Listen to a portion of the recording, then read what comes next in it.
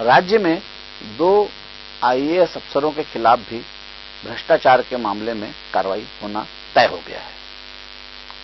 अभी तक ऐसा लग रहा था कि आईएएस अफसर अपने रसूख का फायदा उठाकर शायद बच जाएं।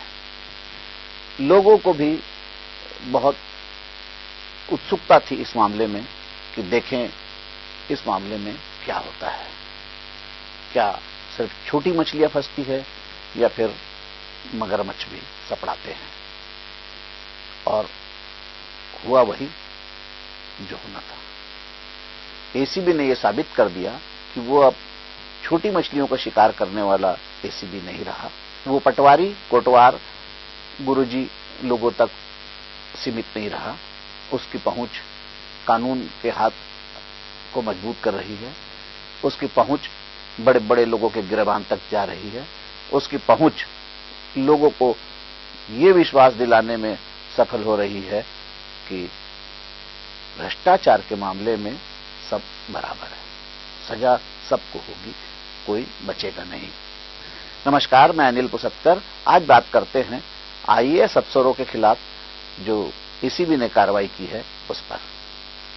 एसीबी ने बहुत पहले ही आईएएस अफसरों के गिरबान में हाथ डाल दिया था। नान का मामला जब से सामने आया है तब से इस मामले में तरह तरह की चर्चाएं होती है।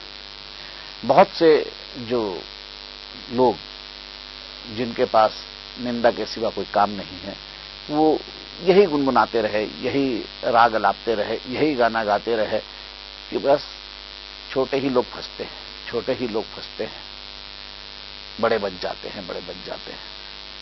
फिर आईएएस अफसर, मानने सबसे बड़ा अफसर, उसको कौन क्या करेगा।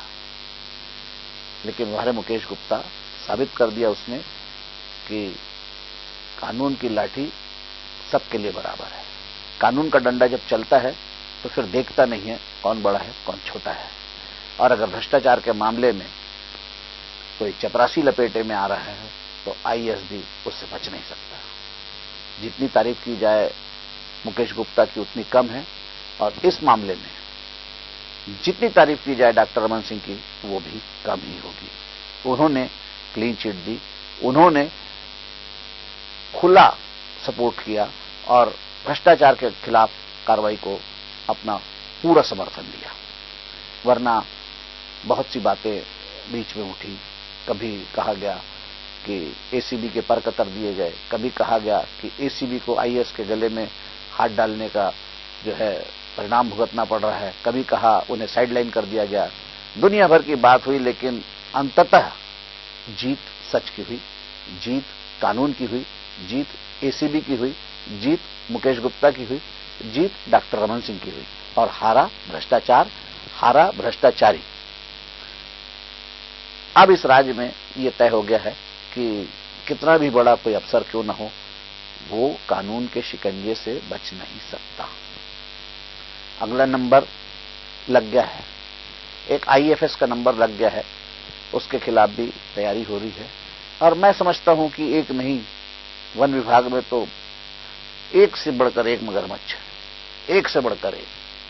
क्योंकि उन्होंने तो वन विभाग को तो पहले ही चट कर डाला था, और वन विभाग छोड़ के जो दूसरे मलाईदार विभागों में जो मलाई चाट रहे हैं, डकार तक नहीं दे रहे हैं, डकार तक नहीं दे रहे।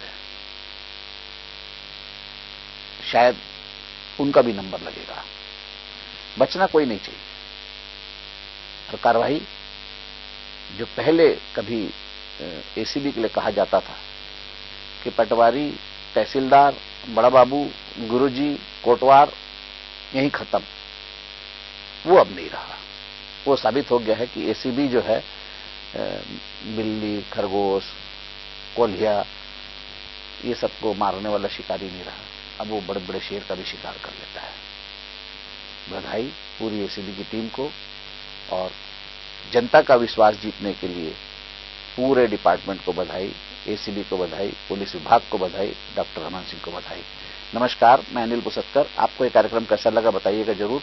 मेरा नंबर है 9425203182।